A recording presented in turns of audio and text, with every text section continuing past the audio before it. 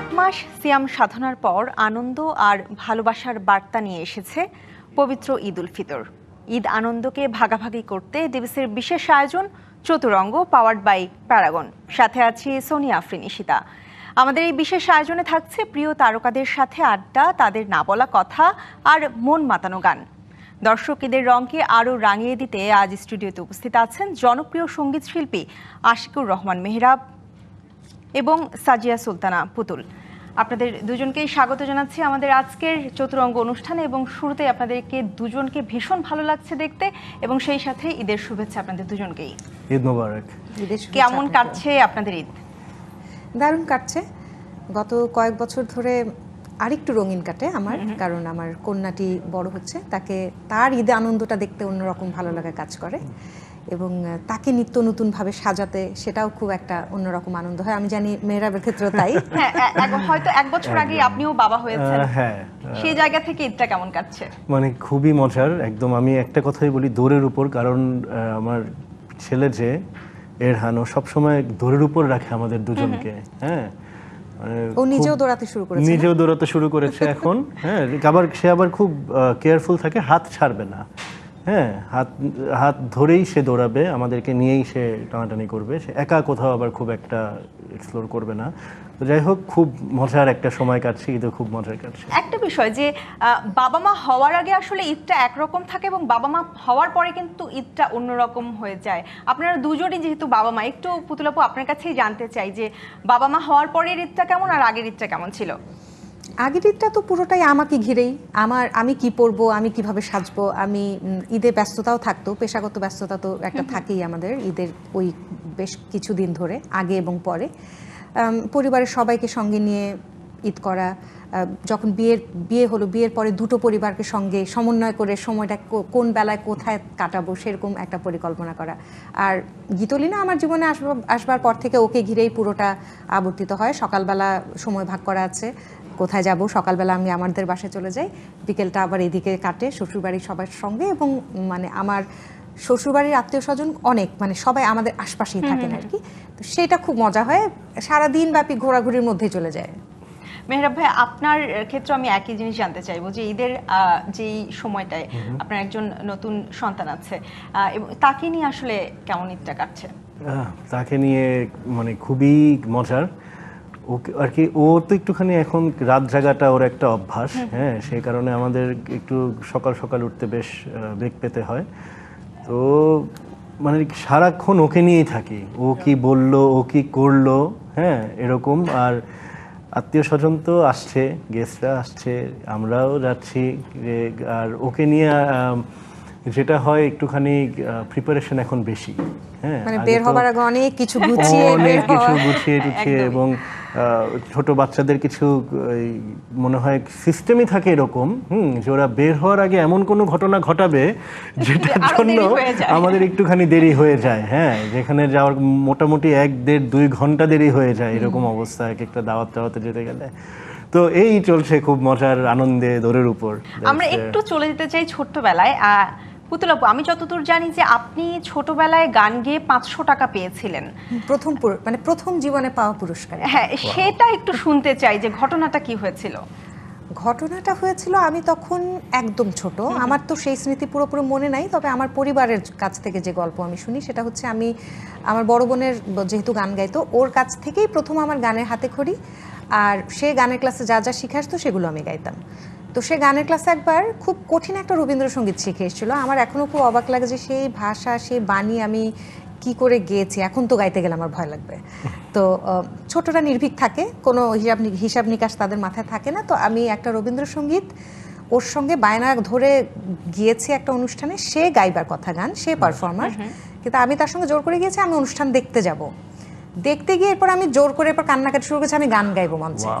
তো ওইটুকু বয়সে, আমার সম্ভবত তখন 3 বছর, তো আমাকে যথারীতি টেবিলের উপর বসিয়ে দেওয়া হলো, বড়াপা পাশ থেকে হারমোনিয়াম বাজালো এবং আমি গাইলাম বধূ কোন আলো লাগলো চোখে, এই গানটা।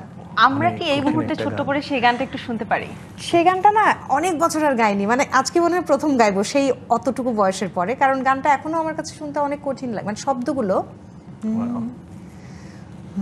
বধূ কো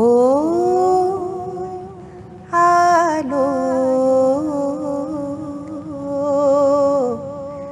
লাগলো লাগলো চোখে, বধূ কোন আলো লাগলো চোখে, হে বধূ কোন আলো লাগলো চোখে, বুঝি দীপ্তি রূপে ছিলে সূর্যালোকে, এ বধূ কোন আলো লাগলো চোখে। অসাধারণ অসাধারণ। একটু মেহরাব ভাই আপনার কাছে জানতে চাই যে আমরা তো আসলে সবাই জানি যে আপনার চোখে কোন বধূর আসলে আলোটা লেগেছে, এটা আমরা সবাই জানি। সেই সাথে আরো একটু জানতে চাই যে সেই বধূ আসার আগে অন্য কোনো বধূদের বা অন্য কোনো প্রিয়দের আলো আপনার চোখে লেগেছিল কিনা? না, লাগলে তো এখন বলবে না। অফ কোর্স নট, একদম অফ কোর্স নট। একদম বাসায় যেতে হবে না আজকে রুশির একদম সাথে দেখাতে হবে একটু পরে। এরকম কিছু না, অফ কোর্স কোনো কারোর আলো লাগেনি, সব অন্ধকার ছিল। না, আলো লাগেনি কারণ সানগ্লাস পরে থাকে। ও তো মঞ্চে যখন পারফর্ম করে তখন সানগ্লাস পরে থাকতো, ওই জন্য আলো লাগার কোনো সুযোগই নেই। Thank you. তাহলে সেই জায়গা থেকে একটু এখন যে বধূর আলোটা আপনার চোখে লেগেছে সেই বধূর জন্য কোনো গান উৎসর্গ করতে চান কিনা এই মুহূর্তে? অফকোর্স জীবন ভাইয়ের লেখা এই গানটার মিউজিক ভিডিওতে আমার সাথে রুশিও ছিল। তো এই গানটা গাবো। গানটার নাম ভালোবাসি খুব, আমার সুর করা গানটা। দূর থেকে ডাকো তুমি, কাছে এলেছো, অবুঝ মেঘে ভাসিয়ে আমায় রোদ্দুরে দাও ডুব, তবু তোমায় আমি হৃদয়ে রাখি। ভালোবাসি খুব, ভালোবাসি খুব,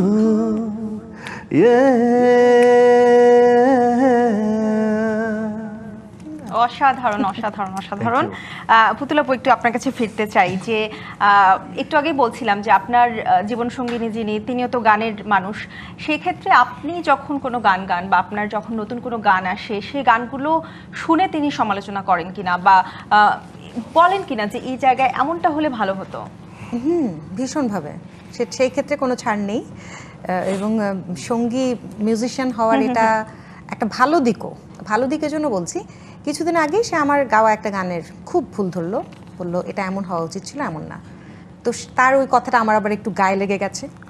এইভাবে বলল, ঠিক আছে এটা আমি ঠিক করেই ছাড়বো। এবং আমি কয়েকদিনের চেষ্টায় সে যা চাইছিল একদম সেটাই করতে পেরেছি। তখন আমি তাকে বললাম যে যা কোনো কোনো ক্ষেত্রে মনে একটু খোঁচা মারার দরকারও আছে, কারণ ওই খোঁচাটা না খেলে আমি ঠিক করতে পারতাম না এই জিনিসটা। তো সেই জায়গা থেকে হ্যাঁ, অবশ্যই তার মতামতটা তো জানাই। একইভাবে তো আমরা রুশিয়াপুর কথা জানি, তিনিও আসলে চারুকলার স্টুডেন্ট ছিলেন। সে জায়গা থেকে তিনিও তো আসলে সংস্কৃতি অঙ্গনের সাথে কোনো না কোনোভাবে জড়িত। সেখান থেকে আপনার গানগুলো আপনি তাকে শোনান কিনা, বা তিনিও আসলে গানগুলোর সমালোচনা করেন কিনা, বা সেই সমালোচনাগুলো থেকে নিয়ে আপনি কোনো গানে ইম্প্রোভাইজ করেছিলেন কিনা? হ্যাঁ, প্রচুর। ও ভয়ঙ্কর ক্রিটিক, হ্যাঁ, এবং ও সবচেয়ে বেশি কি বলবো বিচার করে আমার গানগুলা।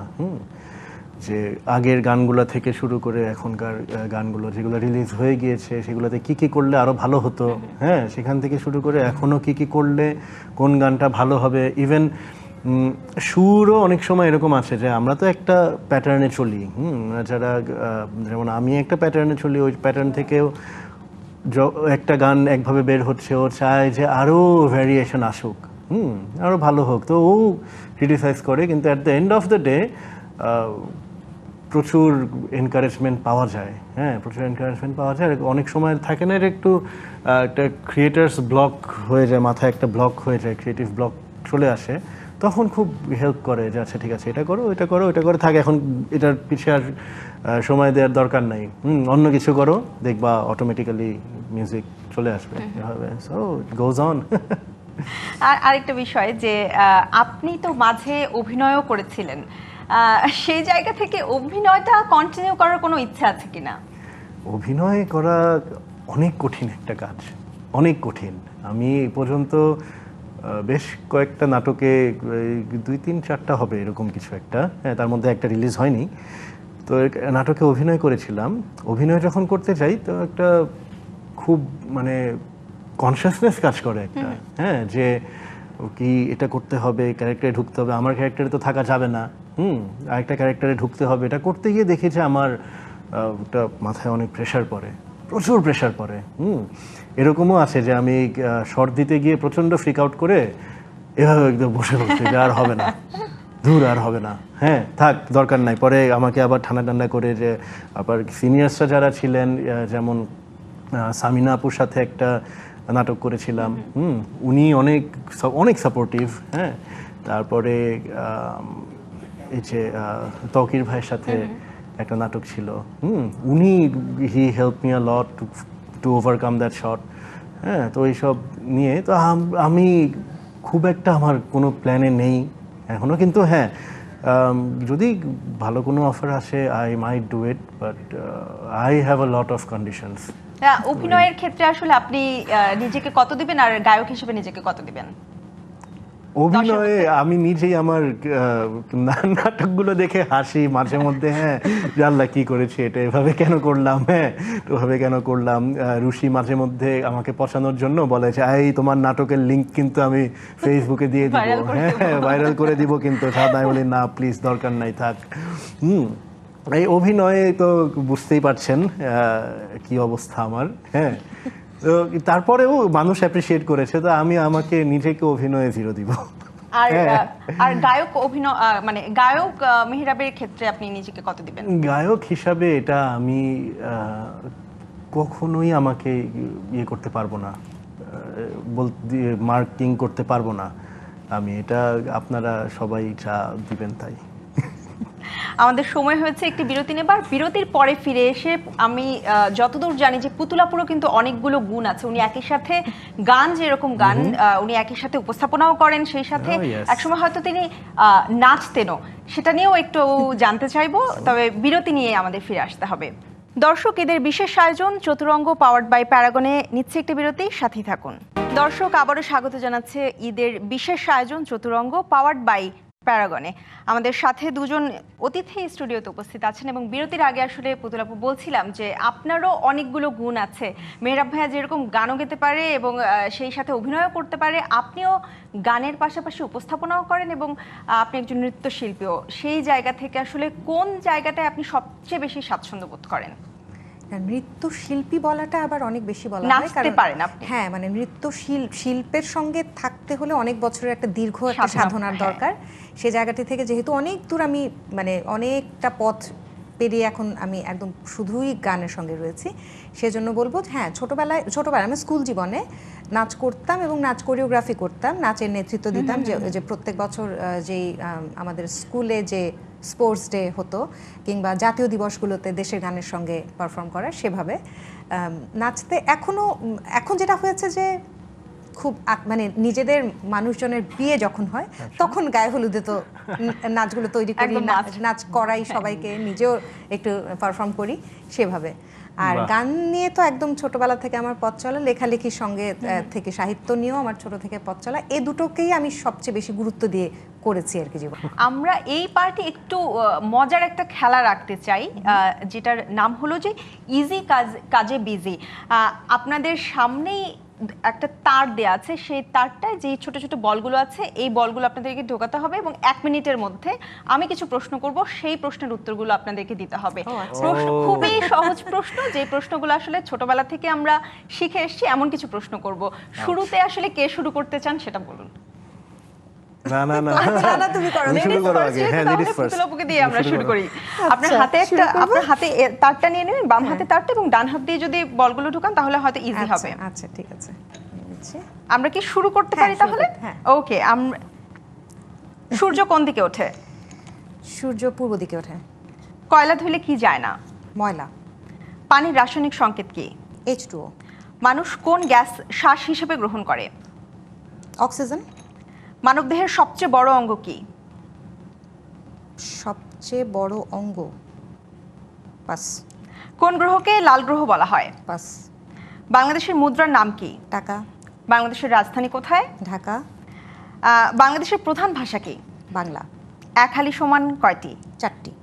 এক বছরে কতদিন? 365। বাংলাদেশের জাতীয় ফল কোনটি? কাঁঠাল। বাংলাদেশের জাতীয় ফুল কোনটি? শাপলা। বরফ পানির চেয়ে হালকা নাকি ভারী? হালকা। পানির অপর নাম কি? জীবন। রংধনুতে কয়টি রং আছে? 7টি।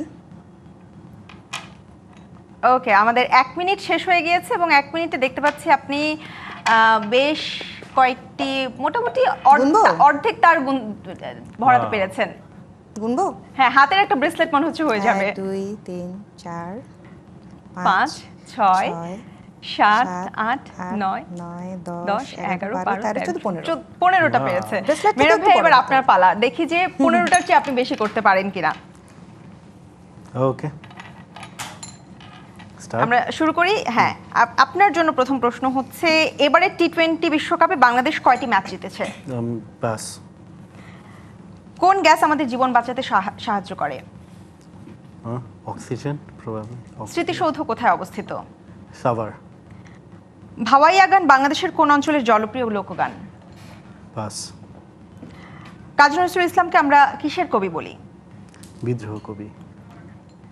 এবার একটু অন্যরকম একটা প্রশ্ন রাখতে চাই যে, কে গরু নয় কিন্তু দুধ দেয়, আবার মুরগি নয় কিন্তু ডিমও দেয়?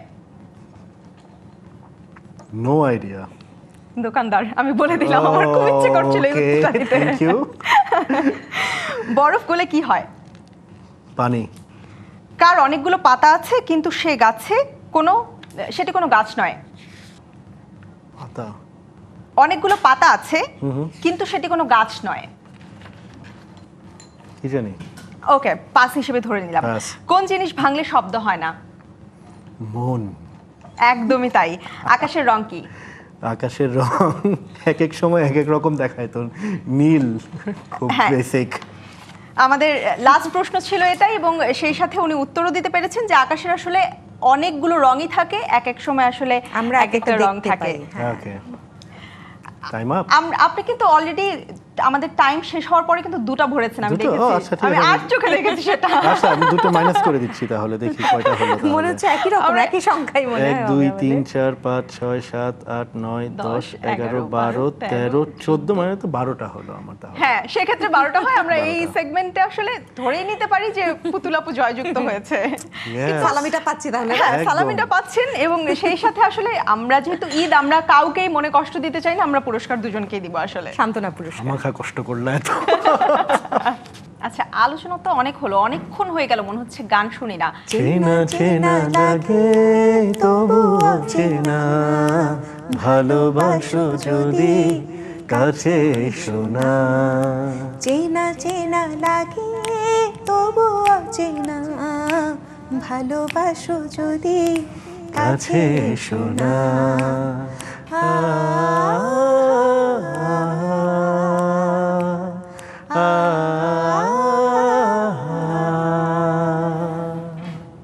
খুবই সুন্দর হয়েছে, এবং এই গানের সাথে আমার আরো ভীষণভাবে ইচ্ছে করছে যে মেহরাব ভাইয়া, আপনি অনুষ্ঠান শুরুর আগে একটা গান গুনগুন করে গাইছিলেন, নীলা, সেই গানটা খুব শুনতে ইচ্ছে করছে। তোমার চোখে চেয়ে দেখি আমি জীবনটাকে, ভালোবাসার স্মৃতিগুলো, তোমাকে শুধু চাই। কিছু কথা, কিছু আশা নিয়ে জীবনটাতে, অনাবিল সব সুখের ছোঁয়ায় তোমাকে কাছে চাই।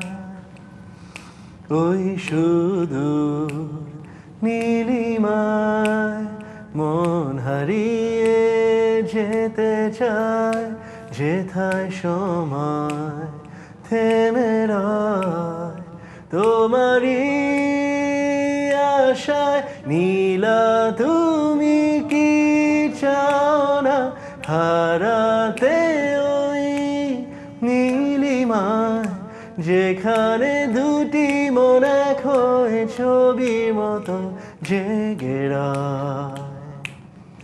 নীলা, তুমি কি জানো না আমার হৃদয়ে ঠিকানা, যেখানে তোমার আমার প্রেম মিলে মিশে এক হয়। আমরা যখন দেখি যে বর্তমানে আসলে গানগুলো সোশ্যাল মিডিয়া আপলোড দেওয়া হয়, কিন্তু আগে আসলে হয় ক্যাসেট হিসেবে বা সিডি হিসেবে ছিল, এই দুই সময়ের আসলে কি কোনো পার্থক্য খুঁজে পান? অনেক পার্থক্য, পুরোটাই অমিল। হ্যাঁ, পার্থক্য তো আছেই, মানে পুরোটাই কোনো অমিল। সুবিধা অসুবিধা?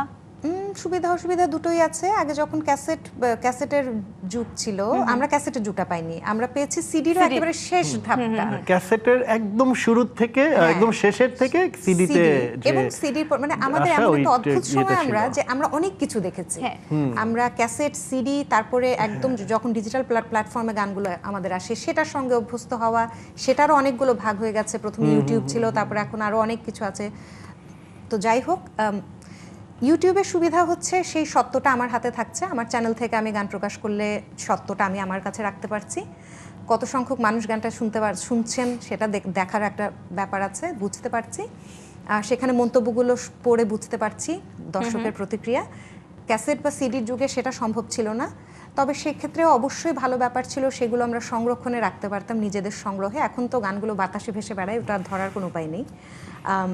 তবে ক্যাসেটের যুগে বা সিডির যুগে একটা যেটা ভালো ছিল, যে শিল্পীর কোনো মাথা ব্যথা ছিল না। গান প্রকাশ, গান প্রচার সমস্ত কিছুই ছিল প্রযোজনা প্রতিষ্ঠানের হাতে, অর্থায়নটাও তাদের ছিল, কিন্তু এখন পুরোটাই নিজেদের করতে হচ্ছে, এটা আর কি। আমি এই জায়গায় একটু জানতে চাই মেহরাব ভাই আপনার কাছে, যে আমরা আসলে ইদানিং দেখতে পাচ্ছি যে এআই মিউজিকের প্রাধান্য অনেক বেশি।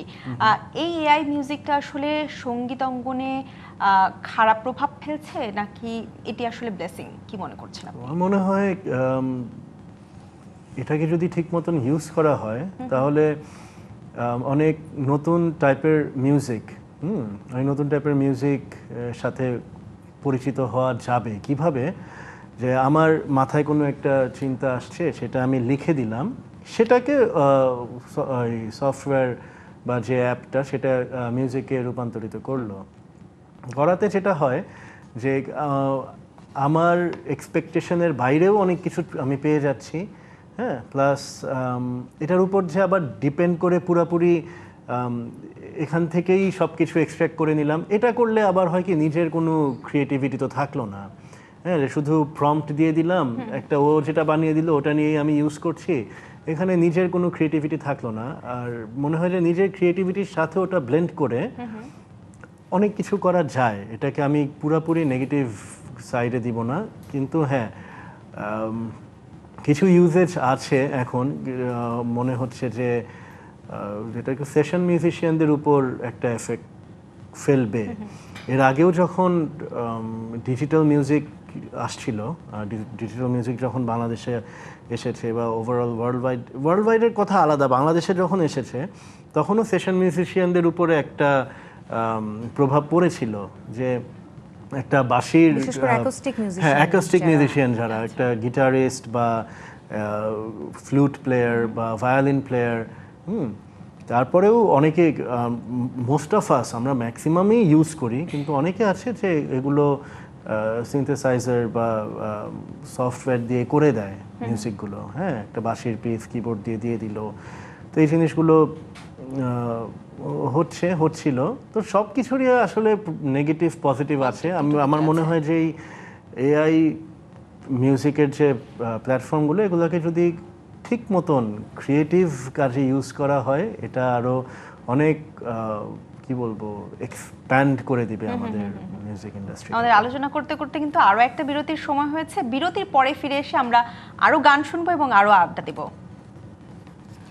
বিরতি নিচ্ছি ঈদের বিশেষ আয়োজন চতুরঙ্গ, পাওয়ার্ড বাই প্যারাগন। সাথে আছি আমি সোনিয়া ফ্রিনিশিতা, সঙ্গে থাকুন। আবারও স্বাগত ডিবিসি নিউজের ঈদ বিশেষ আয়োজন চতুরঙ্গ, পাওয়ার্ড বাই প্যারাগনে। আমাদের সাথে দুজন অতিথি স্টুডিওতে উপস্থিত আছেন।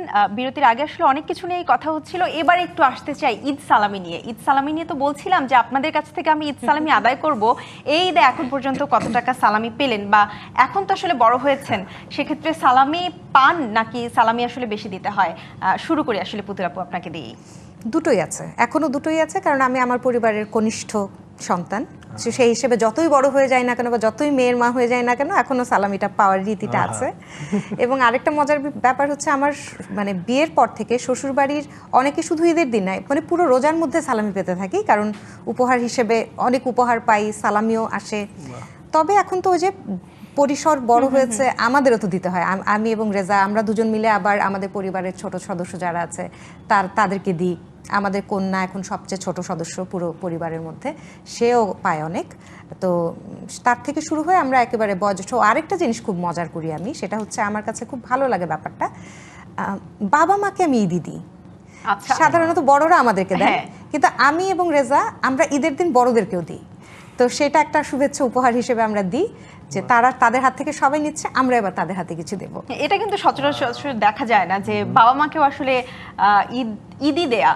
নর্মালি আমরা আসলে যেটা দেখি যে বাবা মাকে আমরা বড় হওয়ার পরে বা যখন ইনকাম করি বা আয় করি, এরপরে আসলে আমরা বাবা মাকে ঈদের কাপড় চোপড় বা ঈদের জন্য গিফট কিনে দেই, কিন্তু সালামি দেয়াটা আসলে সেরকমটা দেখা যায় আমি না। দিই। হ্যাঁ, এই ঈদে আপনার কোনো নতুন গান আসছে কিনা? হ্যাঁ, নতুন গান এসছে। এই গানটা কথা এবং সুর করেছেন সাকি ব্যানার্জি, কলকাতার ক্যাকটাস ব্যান্ডের প্রাক্তন সদস্য। ঈদ নিয়ে তো পুতুলাপুর কথাটা শুনলাম, একটু আপনার কাছে জানতে চাই মেহরাব ভাইয়া, যে এই ঈদে আপনার কোনো নতুন গান আসছে কিনা? এই ঈদে রবিউল ইসলাম জীবন ভাইয়ের লেখা, আমার সুর করা, আদিব কবিরের মিউজিকে একটা গান আসছে। গানটার নাম ভালোবাসতে কি ভয় হয়। এই গানটা চন্দন রায় চৌধুরী এটার মিউজিক ভিডিও ডিরেকশন দিয়েছে, এবং ধ্রুব মিউজিক স্টেশন থেকে গানটা আসছে। তো এই তো, এটাই আমার Eid gift for my fans and followers and friends and relatives. কারণ আমার গানের জন্য অনেক নক করা হয় আমাকে, কিন্তু আমি কেন জানি আমার মৌলিক গান অনেক ডিলে হয়ে গিয়েছিল এ পর্যন্ত দিতে। তো এখন একটা চলে আসছে, আশা করি সামনেও বেশ কিছু কাজ আসছে। আমরা সেই গানটি কি 4 লাইন শুনতে পারি? আচ্ছা, ঠিক আছে, ওকে, তাহলে শুরু করি। ওকে। কেন তুমি এত ভাবো, ভেবে ভেবে দূরে থাকো, এলোমেলো দোটানাতে মেঘে মেঘে ছবি আঁকো। আমরা আলোচনা করতে করতে একেবারেই শেষের দিকে চলে এসেছি। মেহরাব ভাই, এই বিষয়টা আপনার কাছেও জানতে চাই যে ছোট্ট করে, যে ভিউয়ের সাথে আসলে কোয়ালিটি বা কোয়ান্টিটির সাংঘর্ষিক কিনা? আসলে এই ভিউটা এক ধরনের, কি বলবো, একটা খুব ইউজফুল একটা জিনিস। হ্যাঁ, আবার এটা নিয়ে খুব বেশি কম ভিউ হলো আপসেট হয়ে যাওয়ারও কিছু নাই, কারণ এটা পুরাটা অনেক কিছুর উপর ডিপেন্ড করে, কতটুক বুস্ট করা হচ্ছে, কতটুক কিভাবে এই সোশ্যাল মিডিয়াগুলোর অ্যালগোরিদম বুঝে কতটুক এগুলো মানুষ পর্যন্ত ছড়িয়ে দেওয়া যাচ্ছে। একটা গান, যে গানটার ভিউ হলো অনেক মিলিয়ন, অনেক মিলিয়ন ভিউ হলো, লাইক হলো কয়টা সেটাও কিন্তু একটা বিষয়। ভিউ হতে পারে অনেক, হ্যাঁ, ভালো মন্তব্য আসলো কয়টা, খারাপ মন্তব্য আসলো কয়টা, এটাও আরো আরো বড় বিষয় এটা। At the end of the day গানটা মানুষ স্টেজে শুনতে চাচ্ছে কিনা, আমরা যারা স্টেজেও পারফর্ম করি তারা শুনতে চাচ্ছে কিনা, রেডিওতে গানটার রিকোয়েস্ট আসলো কিনা, বা বারবার কেউ ঘুরে ঘুরে গানটা শেয়ার হচ্ছে কিনা, হ্যাঁ, এই বিষয়গুলোকেও অনেক প্রাধান্য দেওয়া উচিত। আসলে একটা গান আমি বানাচ্ছি, পুতুল বানাচ্ছে, বানানোর পর আমাদের চেষ্টা থাকবে যে গানটা বাংলাদেশে বা আমাদের প্রবাসী যারা আছে তাদের সবার কাছে পৌঁছে দেয়া, সবার কাছে, হ্যাঁ, 18 কোটি মানুষের কাছে পৌঁছে দেয়া। 18 কোটি মানুষের মধ্যে যে 18 কোটি ধরেন ভিউ হয়ে গেল, ধরেন আমি এটা এক্সাম্পল দিচ্ছি, 10 কোটি ভিউ হয়ে গেল, 10 কোটি ভিউ হয়ে গেল গানের, আমরা যখন স্টেজে উঠলাম এই গানটা রিকোয়েস্ট আসছে, এই হচ্ছে, তার মানে গানটা সাকসেসফুল। 10 কোটি ভিউ হলো, মানুষের খবর নাই, তার মানে গানটা কিছুক্ষণ দেখছে, দেখে আবার বের হয়ে চলে যাচ্ছে, স্ক্রল করে চলে যাচ্ছে, লাইক। আলোচনা করতে করতে আমরা একেবারেই শেষের দিকে চলে এসেছি, আমাদের বিদায় নিতে হবে দর্শকদের কাছ থেকে। তবে তার আগে আপনাদের কাছ থেকে একটা ঈদের গান শুনতে চাই। ওমর রমজানের রোজার শেষে এই গানটা দিয়ে আমরা শেষ করতে চাই দুজনেরই, কিন্তু আমি একটু দর্শকদের কাছ থেকে বিদায় নিয়ে আসি। দর্শক, শেষ করছি ঈদ বিশেষ আয়োজন চতুরঙ্গ পাওয়ার্ড বাই প্যারাগন। ঈদের এই আনন্দকে ভাগাভাগি করতে আমাদের সাথে দুজন অতিথি স্টুডিওতে উপস্থিত ছিলেন এবং ভীষণ একটা ভালো আড্ডা হলো আমাদের সকলেরই। অসংখ্য ধন্যবাদ। ও মন রমজানের ওই রোজার শেষে এলো খুশির ঈদ, তুই আপনাকে আজ বিলিয়ে দে শোন আসমানে তাগিদ। ও মন রমজানের ওই রোজার শেষে এলো খুশির ঈদ, তুই আপনাকে আজ বিলিয়ে দে শোন আসমানে তাগিদ। তোর সোনা দানা বালা খানা সব রাহে লিল্লাহ, তোর সোনা দানা বালা খানা সব রাহে লিল্লাহ। দে যাকাত মুর্দা মুসলিমেরাজ ভাঙাইতে নিত। ও মন রমজানের ওই রোজার শেষে এলো খুশির Eid. Thank you so much.